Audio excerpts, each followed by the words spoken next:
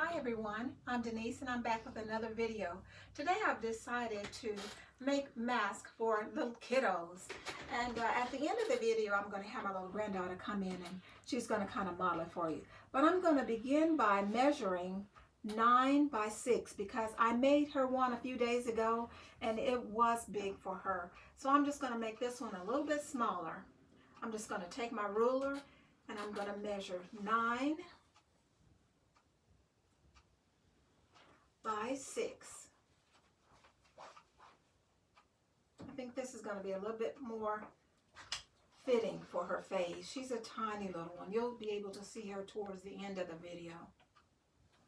I'm going to take my scissors and I'm just going to cut that out. If you don't have a ruler, I mean, just it's not perfect. Like I said, these masks don't have to be perfect. It's mainly just trying to help your little ones keep from spreading germs or someone spreading germs to them. Okay, there we go. Now I've got the same fabric, no wrong or right side on this, and I'm going to just put pins in it because I'm going to go to my machine and I'm going to create a 1/2 inch seam allowance, okay? And you're going to start at one end and just, what I'm going to do is create an opening, and you can kind of eyeball it. I'm going to go down about 2.5 inches. And then I'm going to back stitch. And then what I'm going to do is I'm going to slide down. You can clip those threads if you want to before we start again. Back stitch again. We're creating an opening on this one side. Go all the way down. Okay, got it. Clip your threads now. And with your fingers, or you can use your iron. In my case, I don't have my iron handy for this video, so I'm going to finger press it. Just open that seam and just finger press it. That's how you finger press. It's not as good as the iron, but for right now, I'm going to just finger press it to save time. Okay. Now to reinforce that opening, I'm going to just top stitch that, okay? Go to your machine again. Let's just kind of maybe 1/4 inch seam, it doesn't matter, just as long as you reinforce that seam allowance where your opening is, okay? Back stitch at your ends. Clip your threads again. That's one side, and now we're going to do the same for the other side.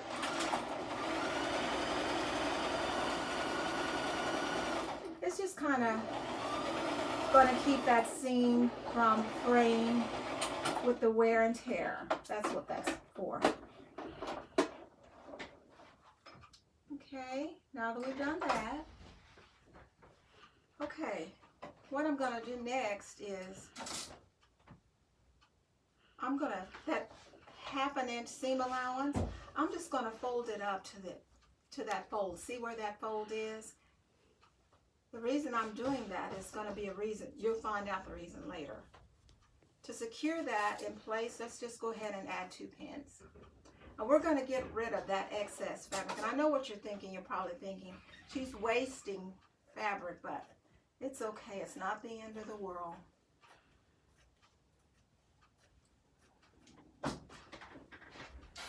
Okay, and I'm going to use elastic. I found some elastic that I had. I didn't even know I had. So I'm going to probably use my ruler and cut my elastic about 5 inches because it's a little kiddo. Remember what I told you?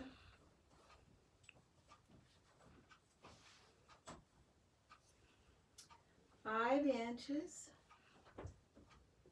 mark, and then just use that same marking to, you only need 2 of them, so just use that same piece as your guide. Okay, now that we've got that, we put the other elastic aside. This is going to be a little tricky, but it'll be okay. I'll walk you through it. Take one end of the elastic and put it in that corner that we had, that fold. Make sure you secure that because it might slip out. I made a few of these and sometimes it may slip out, like I said. Secure the other end.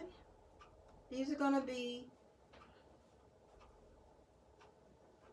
what goes around the kids' ears, actually. And on the other side, it's going to be kind of uneven because of that elastic is pulling that one side, but that's okay.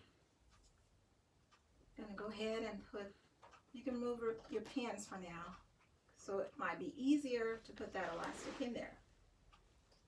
Remember on that fold, we want to just put it right up to that fold, secured with a pin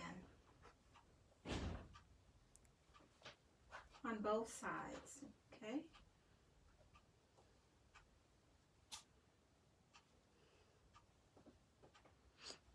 And let's see.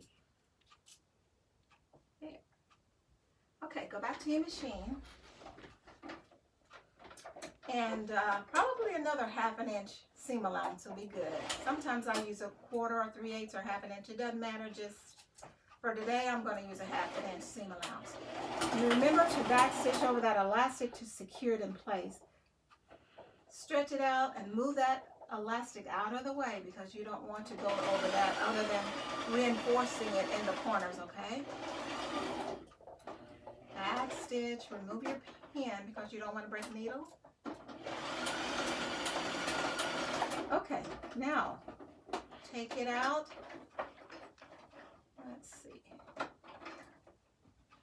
My bobbin thread got caught a little bit, but that's okay. There. Clip your threads, and you're going to do the exact same thing on the other side. Exact same thing. A 1/2 inch rather. Seam allowance. Uh-oh, my thread came out. Hold on one moment. Let me rethread my needle.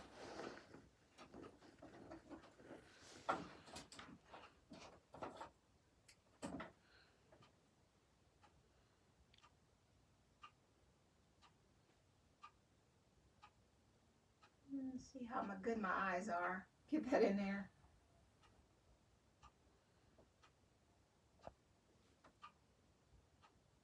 Come on, get in there. Sorry. It's not going to act right, so let's see.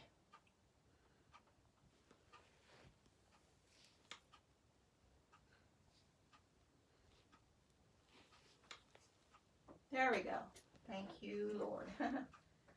Okay, now we have the needle threaded again.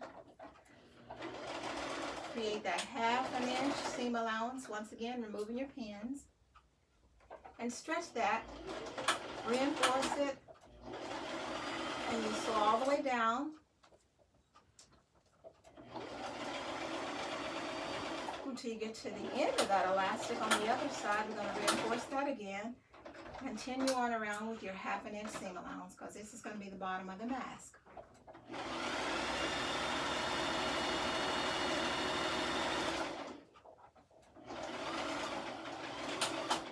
The reason I'm creating that opening there is not only to turn it right side out, but I'm going to put a little filter in it, and I'm using Pellon I got from the fabric store the other day.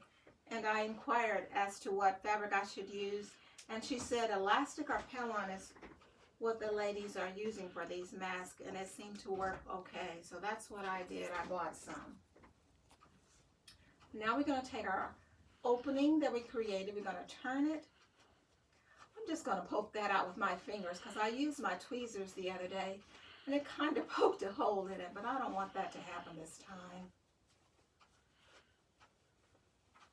Let's see.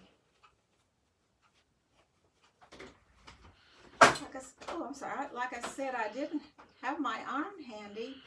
Otherwise, I would have pressed this flat.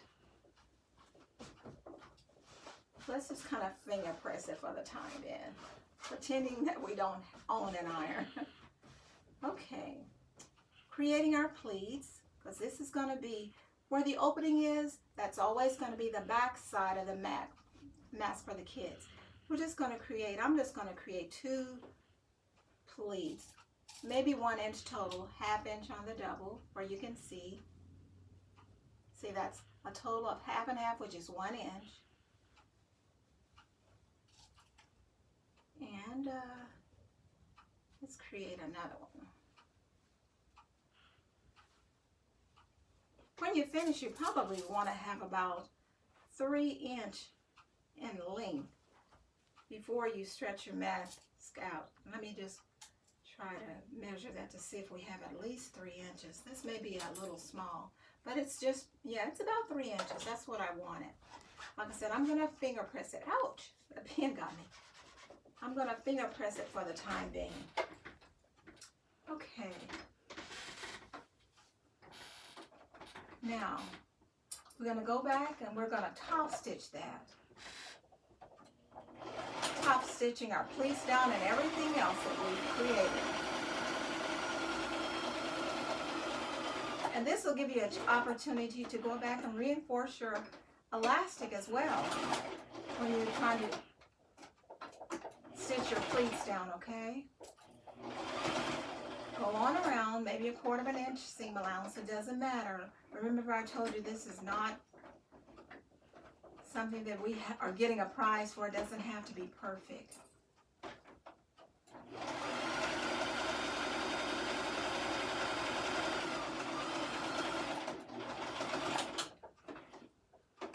Okay, we're almost finished.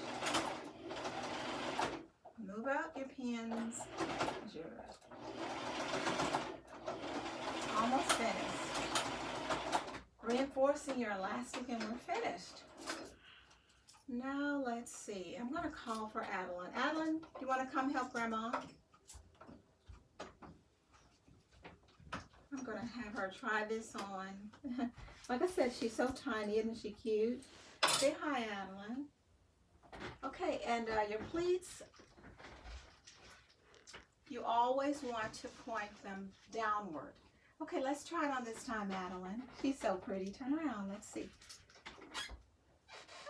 I think it's going to be perfect. There we go. Thanks, Pumpkin. I'll see you next time in my next video. And thank you so much for watching. And if you haven't subscribed already, go ahead and do that and hit that button, that bell for me. Thanks a lot. Bye-bye.